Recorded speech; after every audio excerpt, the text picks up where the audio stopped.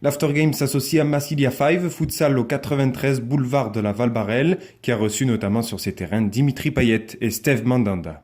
Salut à toutes et à tous, on se retrouve pour une nouvelle émission de l'Aftergame. Aujourd'hui, je vous propose une nouvelle émission du Player Review. Après Isaac qui a magnifiquement présenté les talents Youssef Attal et Yuka Jovic, aujourd'hui c'est à moi de vous présenter une des révélations de cette saison en Ligue 1 Conforama, Rémi Oudin.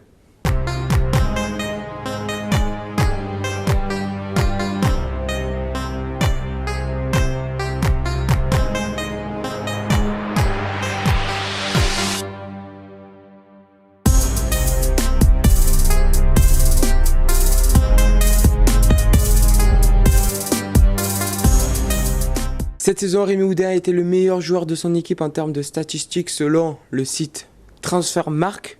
Il est au club depuis juillet 2016. Il a un contrat qui prend fin le 30 juin 2021. Il est courtisé par de nombreux clubs, on y reviendra tout à l'heure. Et sa valeur marchande est estimée entre 10 et 15 millions d'euros. David Guillon, son coach, le fait jouer à son poste de prédilection, ailier droit. Mais il peut évidemment jouer milieu gauche et milieu droit. Première saison en Ligue 1 Conforama et déjà 10 buts en 37 matchs et 4 passes décisives. Il a une place de titulaire indiscutable au sein de son équipe, 84% de titularisation et 16% d'entrée en jeu. Tout de suite, je vous propose une petite biographie de Rémi Oudin.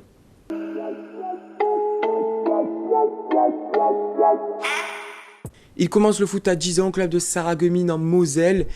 Avec ce club, il participe à de nombreux tournois internationaux prestigieux et grâce à ses qualités au-dessus de la moyenne, il se fait repérer par de nombreux clubs professionnels. Il rejoint le centre de formation du FC Metz en 2008 où il y restera 3 ans. Il arrive à Reims par hasard en 2011. Son père est obligé de déménager et Rémi Oudin rejoint le centre de formation du Stade de Reims à l'âge de 15 ans. Il joue avec les U17 et les U19. Au fur et à mesure des matchs, il obtient des statistiques très intéressantes au poste d'attaquant. Il réalise sa meilleure saison avec le club champenois en 2014-2015 avec 22 buts et 7 passes décisives. La même année, il remporte le titre de champion de France avec les U19.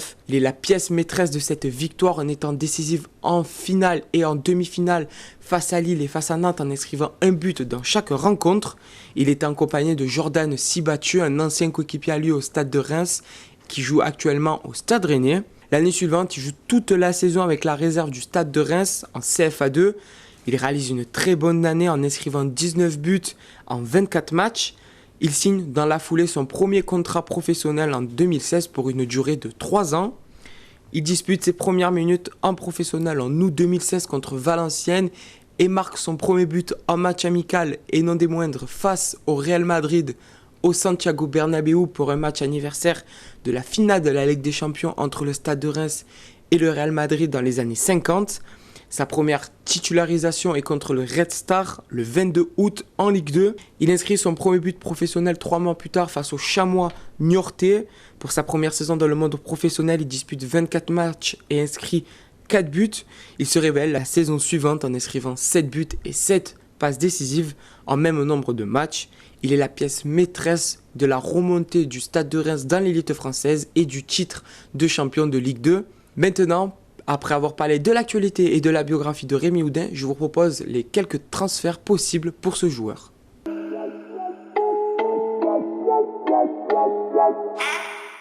Rémi Oudin, une des révélations de cette Ligue 1 Conforama, a un bon de sortie de son club. Son président a récemment déclaré sur les antennes de France Bleu, je le cite, « C'est le seul joueur qui a clairement un bon de sortie parce qu'on lui avait donné notre parole en début d'année. Pour lui, vu toutes les approches qui se sont faites par des clubs un peu partout, je pense que c'est peut-être le bon moment pour partir parce que quelquefois faire l'année de plus, ce n'est jamais bon ni pour le joueur ni pour nous.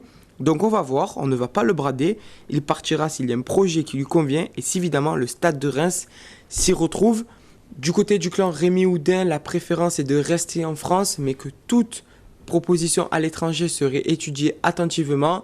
Et du côté du joueur, sa préférence également est de rester en France pour continuer à apprendre, à progresser dans un championnat, dit-il, de très haut niveau.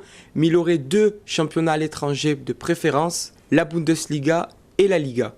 En Ligue 1, de nombreux clubs sont intéressés par le profil du joueur. Saint-Etienne, Lille, Nice ou encore les 2 ennemis Lyon et l'Olympique de Marseille Mais seuls les Girondins de Bordeaux ont entamé des discussions avec le Stade de Reims. Un échange et 10 millions d'euros ont été proposés au club. Reste à voir quel sera l'avenir de Rémi Oudin. Des clubs étrangers sont également intéressés en Serie A. La Fiorentina et la Lazio de Rome jettent un coup d'œil sur Rémi Oudin. Et en Liga, le Betis Séville et le FC Séville sont intéressés par le profil du joueur.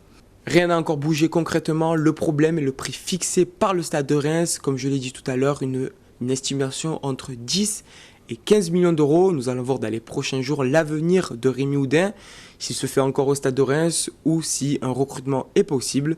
Mais tout de suite, je vous propose une petite analyse du joueur, ses déplacements devant le but et sa capacité de marquer par une analyse faite par moi-même.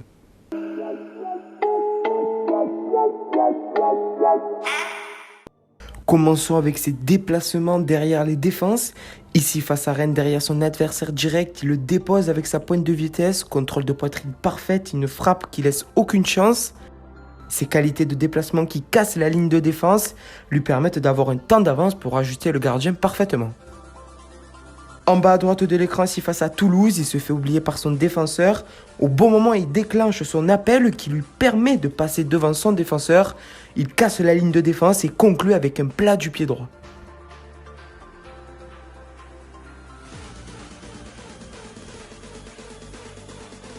Contre Lille à l'arrêt, Rémi Oudin attend le bon moment pour se glisser entre les deux défenseurs pour aligner parfaitement Mike Maignan.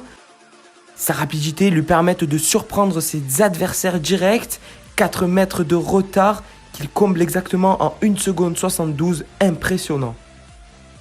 Ses capacités de déplacement sont aussi présentes sur les coups de pied arrêtés, appel au premier poteau et tête qui trompe Thomas Koubek. Encore face au LOSC, Rémi Oudin se glisse entre deux défenseurs, déclenche son appel pour ajuster le gardien lillois, se situe toujours à la limite du hors-jeu. Cela lui permet de garder un temps d'avance, ajuster le gardien. Face à Montpellier, en haut à gauche de l'écran, il se fait oublier par son défenseur et ajuste parfaitement Benjamin Lecomte. Une passe millimétrée de Djingomé pour faire face au gardien. Deux choix s'offrent à lui, à la droite du gardien plus ouvert et à la gauche plus fermé. Et il ajuste d'un plat du pied croisé gauche pour tromper Benjamin Lecomte. Place maintenant à ses qualités devant le but. Contre Rennes, il déborde sur son côté droit et il se fait oublier par son défenseur.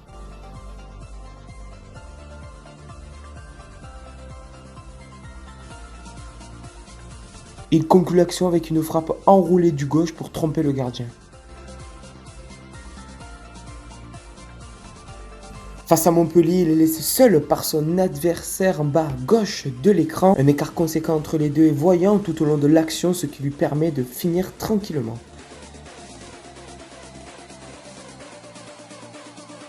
Contre Nantes, Rémi Oudin fait part de ses qualités techniques dans les petits espaces pour éliminer son adversaire direct et enchaîne avec une magnifique frappe du droit.